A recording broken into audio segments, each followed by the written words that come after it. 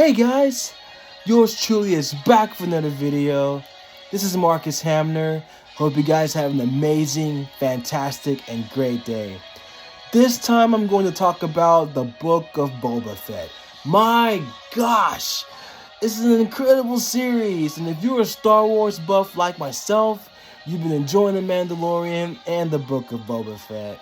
And it changes the entire game of Boba's character as a whole, because initially he wasn't supposed to have survived the Starlack pit, but after when he crawled his way back up from the pit, no holds barred. It was all bets were off. So eventually, to make the long story short, Boba takes over Jabba the Hutt's territory after Jabba's death. And so Boba, along with his partner Fennec Shan, played by the beautiful and talented Ming-Na Wen, was able to take over the territories. And they're pretty much trying to fight off all of the antagonists that were there too. And we actually get to see a Black Karastan too. So they call it Black Wookiee. So we actually get a chance to see, well, if Chewbacca had an alternate brother, basically, we actually see a Black Karastan at the same time. So it was cool seeing a Black Wookiee at the same time. So it was pretty awesome. But yeah, so many surprise appearances as well. So, and of course, Boba Fett is played by Tamara Morrison. He's a good actor. I've seen most of his work outside of Star Wars, so he's a good choice to play Boba. And then, of course, the original Boba Fett, who was played by actor Jeremy Bulloch, God rest his soul, passed away 2 years ago. And I met him at Birmingham, Alabama's Comic-Con, and I did an impromptu speech and interview with him on stage in front of everybody, and it was actually really cool. It's always good to see the men and women, the girls and the guys that are there in the Comic-Cons and doing all this stuff with them too. So I enjoyed this, and it was actually a once-in-a-lifetime thing too. So I love doing once-in-a-lifetime events, so it's really cool. So I miss him, and I know he's proud of me too, because he even told me he was impressed with how I handled myself on the mic and how I was, very charismatic. So he gave me some really great compliments. So that's in my heart forever. So, and it's on my playlist too. I'll actually post it for a throwback, and I'm sure most of you guys have seen it when I posted a while back, but I'll post it again just for a throwback, because in honor of Jeremy, you guys will definitely do it too. So but I've been enjoying the series. I mean, the series is great. And then on top of that, I've seen all the movies, all the episodes too. And then the TV series is great too. And the animated series like Star Wars, Clone Wars. So it was actually pretty cool. But yeah, with the prequels and the sequels are always great. And one thing that I never understood is the fact that the prequels, for some particular reason, gets a lot of flack. And if you think about it, the prequels are basically origin episodes, because we basically get to see the fall from grace of Anakin Skywalker, from being a Jedi to being seduced by Palpatine to join the Sith and transforms to become Darth Vader. So, but with the prequels, well, before I get to the prequels, the sequels, the original trilogies, you have A New Hope, you have The Empire Strikes Back, and then you have Return of the Jedi, which is a culmination of Luke Skywalker finally meeting Darth Vader, which is revealed to be Anakin Skywalker, the father of Luke Skywalker. You also have the prequels. Attack of the Clones. Prequels, you have the Phantom Menace, which introduces Darth Maul. Darth Maul has his own comic book series right now by Marvel Comics, and it pretty much talks about his character even more. We have the Phantom Menace. You also have Attack of the Clones, and then you have Return of the Sith. So those are the prequels. So Revenge of the Sith is just the culmination of Anakin Skywalker finally embracing, his iconic role of being Darth Vader. And of course, according to IGN, Darth Vader is ranked among the top 10 iconic villains of all time. So he's up there with Doctor Doom, Magneto, Apocalypse, Mr. Sinister, and several other iconic villains. So even the Joker, for that matter. But yeah, he's up there with the top villains for sure. And then you also have the other sequels that takes place like years later after Return of the Jedi. So this one actually starts off with A Force Awakens, The Last Jedi, and The Rise of Skywalker, which introduces Rey, who becomes a Jedi. She's best friends with Poe and Finn, and then Finn actually has a crush on he actually has a crush on Rey, which I don't blame him because, of course, Daisy Ridley's a beautiful woman, and then Rey's a beautiful woman too. So she's an awesome girl. So I don't blame Finn at all. So, but yeah, she basically embraces her role as a Jedi, and then of course the new villain is Kylo Ren, who has actually been Solo, the son of Han Solo. So we get to see Harrison Ford reprise his role, and then Carrie Fisher, God rest her soul too. She's actually really awesome as Leia, so she's definitely missed as well, along with Jeremy. So, but yeah, basically she embraces her role as a Jedi. Kylo Ren's trying to revise the Sith and tries to, follow Darth Vader's legacy. And on top of that, of course he redeems himself in The Rise of Skywalker. So, but yeah, it's really cool. And then, of course, the Boba Fett series, in the recent episode, we've seen a lot of surprises, too. So, I love surprises and then Easter eggs. So, we get to see a lot of those. And then we actually see the return of Ahsoka Tano, played by Rosetta Dawson.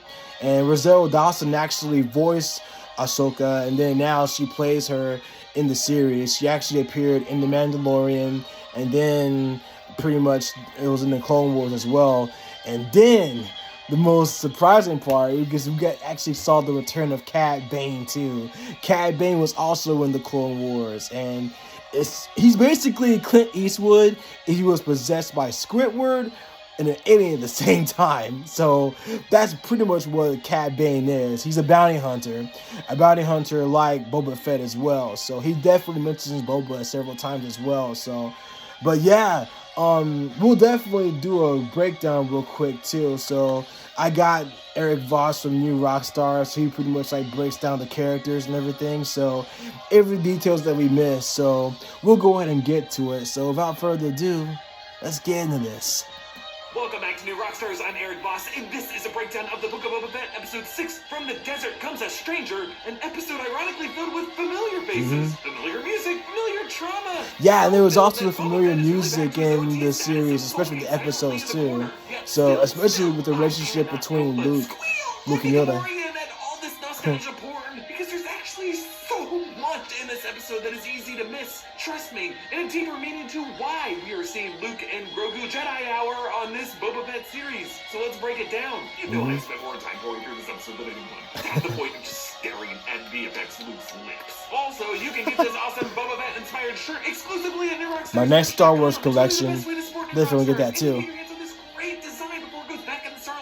So we open on the spinning vanes of a moisture evaporator. Now, in engineering of these vapor spires, the vanes really serve as a humidity sensor, a way of determining how much moisture on the day can be coaxed from the air and condensed in water through these chilling bars. So these vanes spinning wildly isn't just classic Western imagery foretelling a storm of ruin. It's literally a prime moisture collection day here on the outskirts of with the heat condenser there too. So a matter of life and death for these desert dwellers, all interfered with because of this stupid drug deal. 2 ways the Pikes are threatening Tatooine and must be stopped. These Pikes keep the spice in the you can't threaten Tatooine. We saw in episode 2, and their credits are kept in the same kind of Camp Toto storage unit used throughout these series, based on the ice cream maker prop carried by Wilro Hood on Cloud City and Empire Strikes Back. Good old Wilro, always gonna get a shout out every time one of these things shows up. Cobb Band, the band returns in the Mandalorian Chapter 9, stepping into frame in that classic Western gunslinger shot, hand already on his blaster, the same frame that they used on Han Solo in The New Hope when he approached Jabba the Hutt. Originally deleted from the 1977 cut, added back in a special edition. Cobb says, what was that scene too? Indicate I'm the marshal of said territories. Yeah, those red stripes on white is the same insignia on the marshal badge Captain Carson Teva gave Cara Dune, minus the New Republic icon, meaning these stripes are a widely accepted symbol of authority in the Outer Rim. The Pikes choose violence, and he takes down 3 of the 4, but notice he only actually fires twice. The first shot taking out 2 of the Pikes, the second just taking out the 3rd guy. But that was a neat shot too. He could have gotten them both, something this final Pike realizes, as Cobb tells him, You see, you're the smart one. Yeah, probably an involuntary gesture from Timothy Oliphant, but the wink means the same kind of thing. Like, trust me, but I'll also kill you. Also, that gusty opening shot also showed how this is a perfect windy day for scattering some spice dust taken off the streets. Down with spice dust. High as a kite. Mando pilots his custom N1 starfighter to the planet where Luke brought Grogu after we last saw them in the Mandalorian Season 2 finale. Now, to be clear, this planet is not identified. It is the same planet where Luke had his school, the one destroyed in the Last Jedi flashbacks, but that planet was deliberately never identified in Star Wars canon. Like, this is not Elfrana. That was a rocky ore world that Luke and Lor San Tekka visited with Ben Solo years after this. In Legends, after the Empire fell, Luke did build a new school in Yavin 4, but the audio description of this episode just calls this a verdant planet, and I think if it was Yavin 4, they would say so. Like, we don't see the massive red main planet of Yavin that Yavin 4 orbits as a moon. There's no Temple of Massassi anywhere. Looks like the many sightings of gibberish Orbish in the show, sometimes it's okay to just not have an answer yet. In Mando's cockpit, the controls were all recreated from when Anakin piloted one of these in Phantom Menace. Remember, with Anakin, they were red because that fighter was initially on autopilot. It was an autopilot, yep. In Phantom Menace. As they are now with Mando. Also, you'll notice the radar navigation is now on the left. It's on the left, so yeah. And Peli added that booster switch, and there's also a new display in orange and red in the upper right with Orbish that translates to ATT-PS. Yeah, because he was red in Phantom Menace, so it was an autopilot. The exposed droid port now being closed yeah, off. PSI is the geometry metric for air. Briefly, the camera does frame R2 back in the canopy of that port. R2 greets him. I assume those beeps translate to, hey, I once piloted one of those Nano starfighters with a future. That would be cool if there was like a subtitles for R2-D2 speech.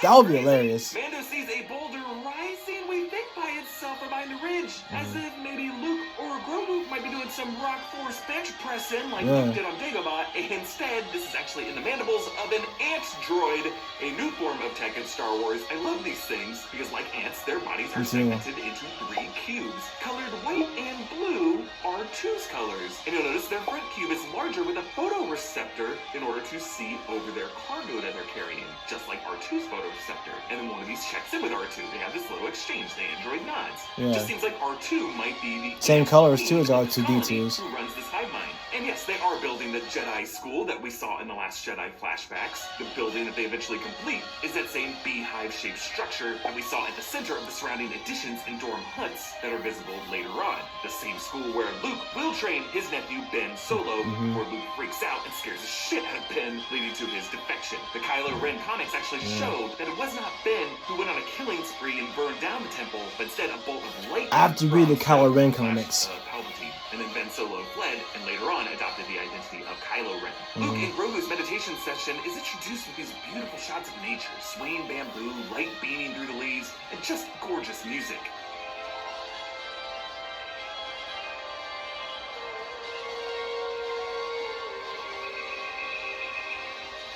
The flute is Ludwig Göransson's Grogu theme, music we heard when we first learned the name of Grogu.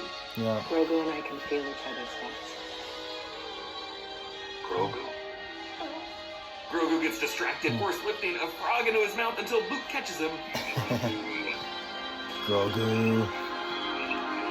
Especially after when Grogu was trying to eat the frog.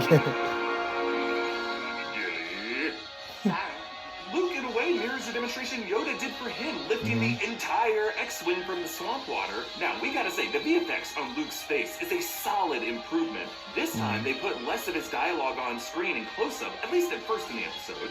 Alright, let's go for a walk. Since mouth movement is really the hardest part of this animation. Reportedly, Lucasfilm also hired YouTuber Shamook, who created a much better deepfake of Luke. Yeah, there's a lot of details of how they're animating Luke's appearance. So, like they directed him to deliver his lines of course, Mark Hamill's the man, so he's really awesome. To animate a lot of facial emotion. This is all just especially impressive when you realize we're really just watching 2 puppets. One practical, one digital. It all feels like a magic trick. Like, notice when Grogu goes from sitting to standing to stepping all in the same shot, we see freaking daylight under his body. Meaning they must have, I guess, keyed out the puppeteer or used VFX to do this. The fact that we can't tell and just assume Grogu is a real living toddler is magic. Luke tells Grogu about Yoda. I love how Force lifts him to keep up. His name was Yoda. He was small like you, but his heart was huge. He once said to me, "Size matters not." That's how he talked. He would speak in riddles. Yes, you can hear John Williams' Yoda theme in there, which always brings tears. Yeah, because, like, I definitely love the relationship between Luke and Gorgu, because it's definitely similar to the relationship that Yoda and Luke had in the previous Star Wars movies, because it was mostly a teacher and student relationship, and it's always great. It always brings tears into my eyes, because the background music and what Yoda was like, he was basically like a grandfather figure to Luke, and giving Rise riddles and everything to Luke, so it just brought back so many memories and brings like the feels to me too, so it's just surreal. To my eyes, size matters not is the first time we see this Luke in this episode speak in close-up. And yeah, it is pretty hard to animate the impact of the S and the T consonants, which sit at the front of the mouth, especially using your lips and your teeth. However, I gotta say, it's pretty clever of them to delay this close-up. I thought so too. That is a specific, meaningful callback to the original trilogy, because I thought it was clever. Viewing this might be focused less on the mouth, instead thinking back to Yoda in Empire. I still think it's brilliant though. It's too late. Size matters not. Look at me. Judge me by my size, do you? Major props to stand-in actor Graham Hamilton, who replaced Max Lloyd-Jones, who actually cameoed last episode as an X-Wing pilot, for doing the physical embodiment of Luke Skywalker here. Hamilton just did a great job capturing Mark Hamill's posture from Return of the Jedi on this "he would speak in riddles" line. Notice his neck is sloped forward. Like, he definitely studied the tapes of Hamill on that bridge. And yeah. Steve Filoni directed this episode, but it was big, written by John big Favreau deal and too. Together. And I think they might have written words for Luke with easier consonants. John Favreau rocks. Director of Star Wars, and then he plays Happy Hogan too from the Iron Man, Marvel Comics movies. The K sound sits in the back of the mouth, uses less of the front part of the mouth than the lips and the teeth, and then the B and the M really just require the lips to close. So think about it. Back, home, a lot easier to animate than a T and an S, which are more complex. So repeating the phrase back, home, from our eyes, it's much There's a lot of emphasis on Luke's speech too. Well, especially since it's digital. Luke helps Grogu remember the night of Order 66 in the Jedi Temple in Coruscant, which Ahsoka teased for us last season of Mandalorian. Someone who can from the temple, then his memory becomes. Yeah, brings back the episode of Here we actually see Mandalorian. it from Grogu's point of view, all framed in Order the cornea 66. of an eye, which initially ripples out from Grogu on the jungle floor and then spreads outward to fill the whole frame, telling us that it is really Luke's eye peering into Grogu's memory. As the memory begins, listen closely. Yes, first, we hear the voices of Jedi children, suggesting that Grogu might have initially been in the room or around those younglings that Master Anakin slaughtered. Or perhaps could have been in a different Padawan. Not cool, We see Anakin. these three Jedi fighting the 501st Clone Trooper Battalion. Yeah, it's kind of a flashback thing. Blue-plated armor. These are the troopers that Anakin led into the temple, the best of the best. Bad news for the Jedi. The two Jedi on the outside are rogue, but based on their hands, they do appear to be adults. And the one in the middle is a man with long blonde hair tied in a bun. He does look a bit like the Jedi Temple's Battlemaster, Sin Dralig, who, at the time of Order 66, was teaching a class of Padawans, though it is believed that Anakin Skywalker killed him. A security holocron showed Anakin slaying the students of that class, so I'm assuming this guy is probably someone else. We also don't know if these Jedi were aware Grogu was behind them, because he does seem to be peering out from some kind of concealed container. I still think there is some validity to a theory that I think is crazy, but I really love, that Grogu could have been hidden inside of the shell of R2-D2. R2 was present at the temple during the massacre. Right after the massacre, when Anakin brought him back to Padme's flat, R2 had some pretty freaked out exchange with 3PO. My favorite duo, C-3PO and R2-D2. Grab the kid. He just pointed forward and This said, is "Go, go, go, stormtroopers let's too. move." I think these troopers are really just moving past something like an astromech droid, oblivious to what was hidden inside. And during this fight, all the green and blue blades, the blue blaster bolts, reflecting Grogu's eyes as he reacts in terror, and his eyes focus specifically on that green lightsaber hilt rolling toward him out of a dead hand. It's just also worth noting that when Grogu witnessed Luke saving them with his lightsaber in that Mandalorian Season 2 finale, the color of the security camera monitor was shaded in monochrome. Grogu did not see that green blade in action until Luke came through the doors and zipped up the blade back from the hilt. I'm wondering if Grogu may associate a green lightsaber blade with that trauma from the night of Order 66. And so, igniting Yoda's That's what I was thinking might not too. be the cool toy that Grogu would be that eager her to revisit the pain of. And as Ahsoka said, Grogu's memory goes dark at this point. He now awakens from his memory in a totally new location than where he was before. He's now at a riverbank, meaning revisiting that memory exhausted him into a kind of coma for a period. Mando, meanwhile, wakes up to find Ahsoka Tano. I'm an old friend of the family. Yep, me and Luke's war criminal dad used to be tight. Now, concept art in the credits suggesting that Mando was actually gonna instinctively fire at her, but Ahsoka might have redirected that blast using the Force. I guess like how She used the Force because Ahsoka is a Jedi. Ahsoka says, There's nothing now, but will someday be a great school. Grogu will be its first student. yes, confirming that the school that Luke later inducts his nephew into was actually initially built to teach Grogu, a student who, I believe, we will learn, will rebuff Luke Skywalker, setting up Luke to not yet learn the error of the Jedi Orthodoxy by the time Ben defects. But at this point in history, Luke and Ahsoka are full of optimism. There is no place in the galaxy more safe than here with Luke. Are you sure about that? Yeah, you sure? You know what's Especially better than after we seen The Last Jedi, how that turned out. Up to 90% off That's what I was retail thinking. price. And that's what you can get with Deal Dash, the leading pay-to-play auction site in the United States. Deal Dash has been in business for But over a positive decade. outcomes are always great too. So when you're having hope, you have no choice but to have a positive outcome. So, but the fact that they have faith in Grogu pretty much shows that, you know, Grogu's gonna be in good hands, and I don't think that he's gonna pretty much have the same effect or have the same outcome as what happened to Anakin. So, but I mean, it's gonna be interesting to see how things will turn out. Especially if, you know, I guess if Grogu does turn into the dark side. I mean, think about it like this. It'll be the first time that you have someone who's the same species as Yoda who turns into a Sith. So that'll be pretty interesting. So it's crazy. What impresses me most about this episode is the way it really walks a difficult line with how much we should trust the Jedi way at this point in history. I don't understand why you're alright with Skywalker's decision to train the kid when you wouldn't. Because it was his choice. I don't control the rights of others. Yet, a little sharp exhale from Ahsoka reveals the doubt of one teacher politely disagreeing with the mentorship agreed by another. Like, she did not want to train Grogu because she sensed in that kid the same fear of losing a loved one that she saw in Anakin. Which is what I was just saying, too. Anakin is a man before Darth Vader, just a regretful, withered old man under the armor. So Luke believes he really can be the guru that Yoda and Obi-Wan were to him. Mando and Ahsoka debate over whether Grogu should be called a foundling or Padawan, but Ahsoka offers to give Grogu the Beskar chainmail on his behalf so Grogu won't be distracted by Mando's presence. And I love this. As Mando takes one last look at Grogu, sunlight shines on his shoulder. This is the same sunlight we saw beaming down on Grogu during their meditation through the bamboo leaves. Form of the Force surrounding and comforting them both. And now it gleams on the exact shoulder where the Mudhorn sigil is on Mando's armor. A sigil that Mando chose as his signet from the moment that Grogu used the Force to save him. The moment these two were really fused together. As Mando Starfighter they took became Grogu besties. reaches his little hand BFFs. as he tries to muster the Force to force pull his friend back to him. Luke works on jump in with Grogu. We're trying too hard. Don't try. Do. Yes, of course, recalling Yoda's famous instruction. Do or do not. There's no try. Or do not. There is no try. Luke runs with Grogu in a backpack, just like Yoda rode his back during the training on Dagobah. He does the same kind of flips he did through the swamp. They climb up a bamboo stalk and just swing Yeah, with the breeze, flips are pretty much like a callback They said, to Return of the Jedi. Exist in balance. Feel the Force all around you.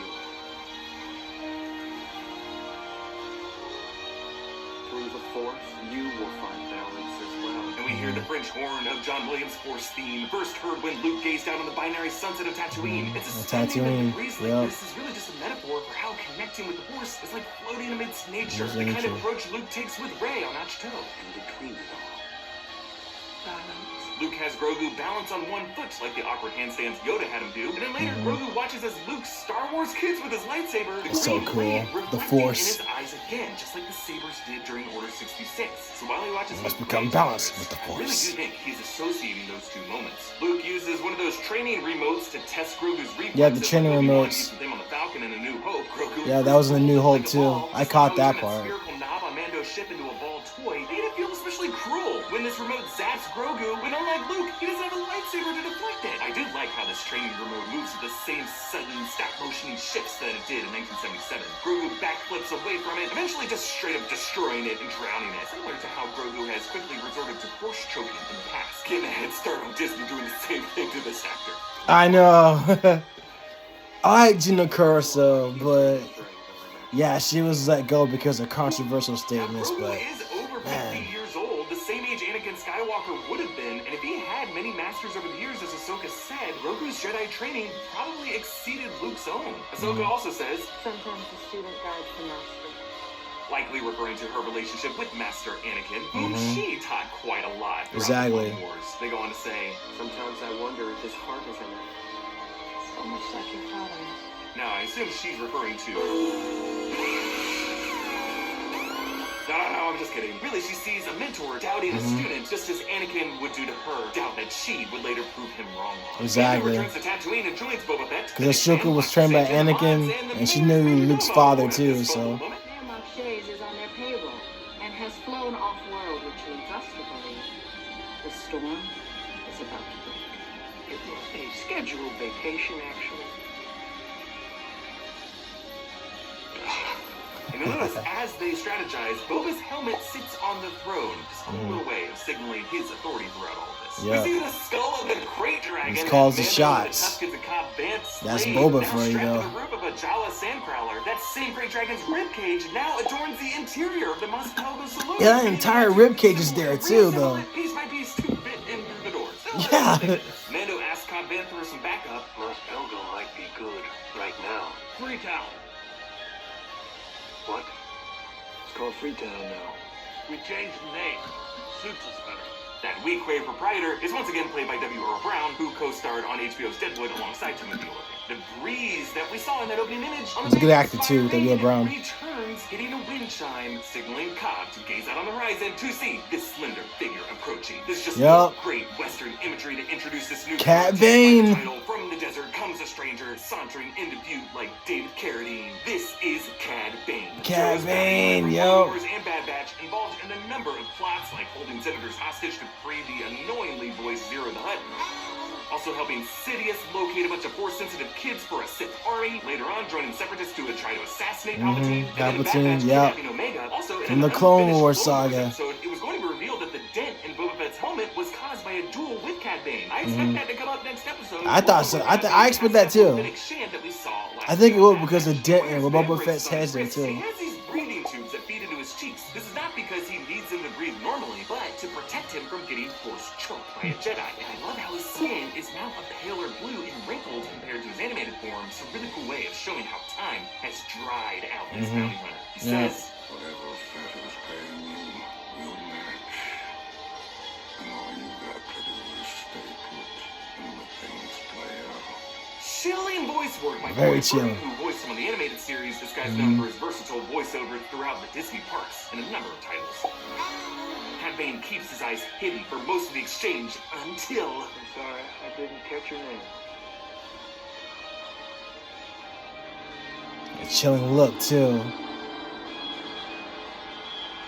I'd be careful where I was sticking my nose if I were you. These eyes are so effectively alarming to see in live action, signaling the steely, Clint Eastwoody anger that Cobb didn't already Yeah. know who he was. And he drops that great line Just about like I said, nose he's just like Clint Eastwood, but an alien That version. jumpy deputy Scott is played by J.J. Danshaw, who has actually been Tamara Morrison's stunt double in past episodes. While Cad and Cobb remain frozen in this tense standoff, so well edited, the deputy fidgets and shifts his weight around. This is what causes Cobb to take his eyes off Cad for just a split second as the drawing happens. But since Cad never took his eyes off Cobb, he wins the draw, shooting Cobb in the shoulder, just a flesh wound, but he did shoot him in his shooting arm. Yeah. Pretty serious injury. The deputy, meanwhile, he ain't Serious got no injury too. respect. Flesh wound. I love how afterward Joe takes the fastest glance at the deputy, but still runs over to the marshal. I mean, I get it, it's a triage scenario, but it still reminded me of those nurses going for Mr. Burns instead of Smithers. Yeah. I was thinking about that too. The nurses pretty much didn't go after Mr. Burns from The Simpsons.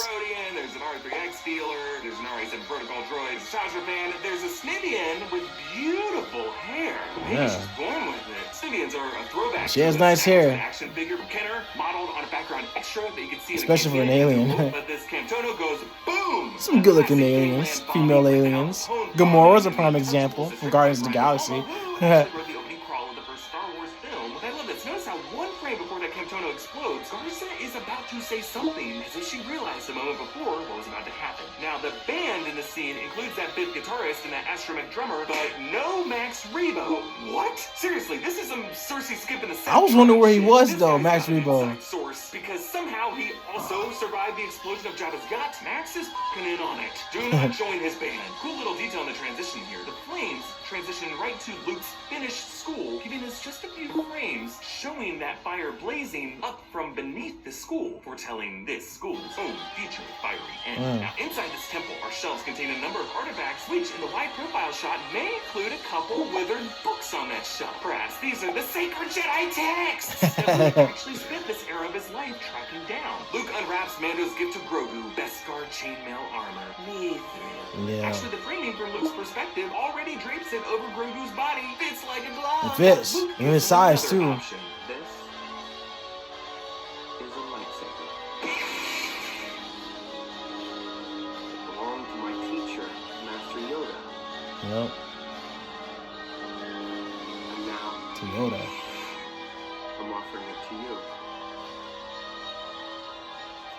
Again, John Williams' Yoda theme returns here.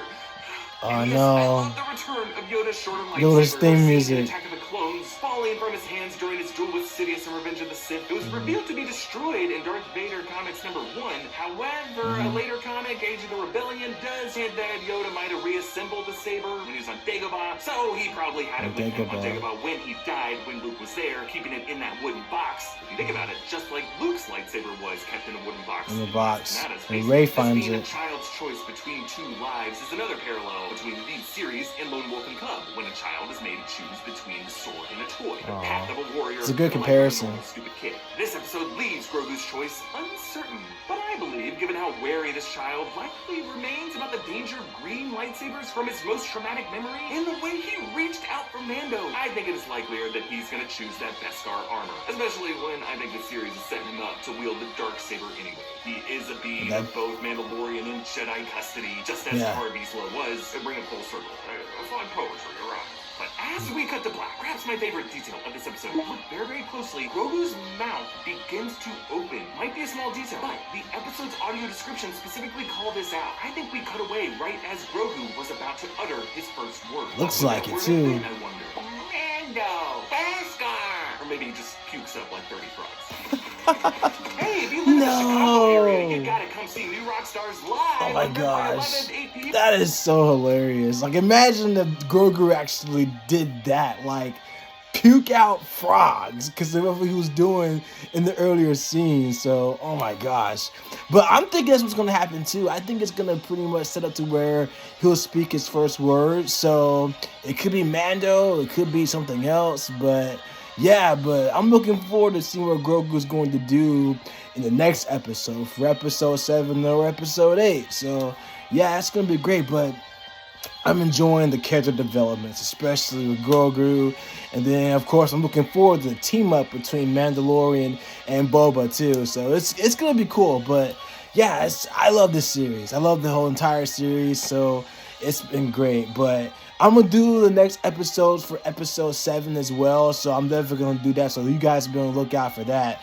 I'm definitely going to go to one of the events the new rock stars is going to have too, so I'm definitely looking forward to hanging out and meeting them too. So like I said, I get all of my content not only for myself, but I get them for new rock stars, the Comment Park. I usually pay all my respects to those guys too. So yeah, and like I said, I love the relationship between Luke and Gorga, because it actually reminds me of Luke and Yoda at the same time. So now Gorgu and Luke, and Gorgu is trying to come onto his own too. I like it. So I mean, it always brings tears in my eyes every time I hear Yoda's music, because the relationship between those two is just so genuine, and he actually cared about Luke as well, and it broke my heart when he passed away too. So but yeah, but I know that he's one with the Force, so it's great. But yeah, I enjoyed this series. I love it. And you guys comment below what you guys think of the Star Wars trilogies and the series so far.